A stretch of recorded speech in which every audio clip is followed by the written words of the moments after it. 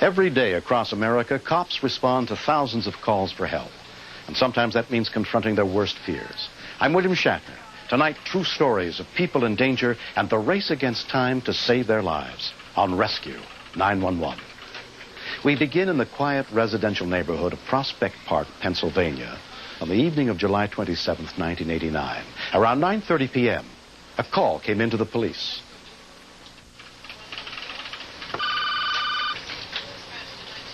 Police radio 41. Yeah, this is man tagging this Atlantic station on 420. Yeah. There's two guys down here stealing a car, man. One man tagging this lot? Yes. That's 4th and Lincoln, right? Yes, and the boss says it's not cool. Hold on for a second. Hey, Paul. Prospect Park, 4th and Lincoln. Theft of a vehicle in progress. 33, 4th and Lincoln. It's supposed to be a theft of auto in progress. 3324 responding. When the call came in, Officer Ed Kenzel was less than a mile away. The call was very vague at first, and I started heading down to the area. I imagined that the dispatcher had just gotten first-hand information and put it out to us. Two white males, black males? Two white guys. Two white males? They both have mustaches. Two white males, I got so far. Officer Paul Stoltz was on patrol in an unmarked car. I heard Prospect Park answer up for the call, at which time I proceeded into the location to back them up. What kind of car? What kind of vehicle are you trying to get in? What's the... It's a Grand National. What's the... It's a black one? Black Grand National. Black Grand National. It's a black Buick Grand National.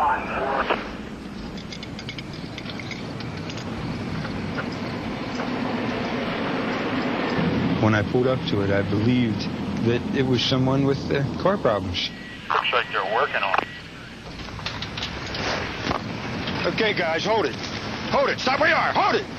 Stop. Wait. Stop. Okay, over here. Against car. Spread them. I thought that it'd be a normal arrest. The suspect would be taken into custody without any real problem. Bill Nichols, the third officer to arrive, lived just across the street from the gas station with his 14-year-old son and his wife, Julie. First thing that alerted me that something was wrong was when I saw a Norwood police car go by my house. Bill was in there with his van, and I told my son, they're right down at the gas station. Let's go see what's happening. Paul's chasing him. We put this suspect in the back of Officer Nichols' vehicle. Watch your feet. You got it.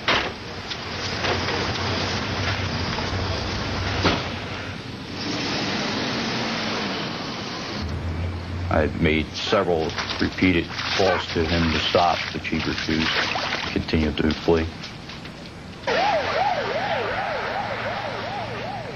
Officer Nichols radioed to follow him into a alleyway, at which time I pulled behind him. He asked if I would sit and watch the prisoners in the back of the truck. He ran through the woods to where you could hear Officer Stoltz yelling for help. All right, Paul, hold on.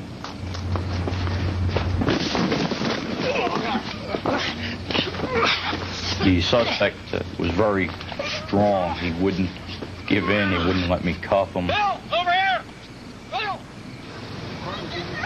A neighbor came up and informed me that there was a large fight and a lot of noise going on at 5th and Lincoln, behind the houses. I was yelling out, screaming for help because it was dark. No other officers really knew where I was at that time. And I heard Officer Nichols' voice coming, and I could see his flashlight.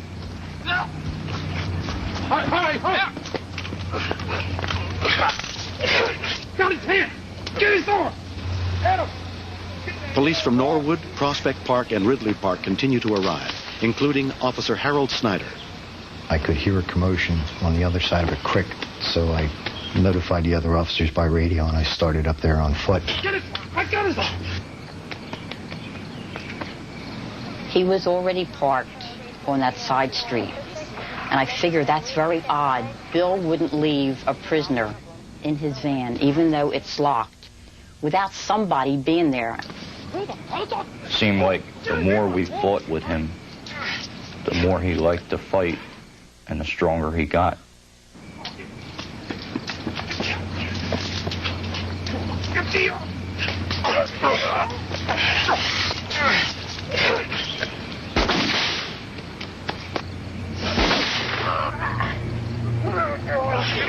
I wasn't aware that Bill was shot at first. I heard the round go off.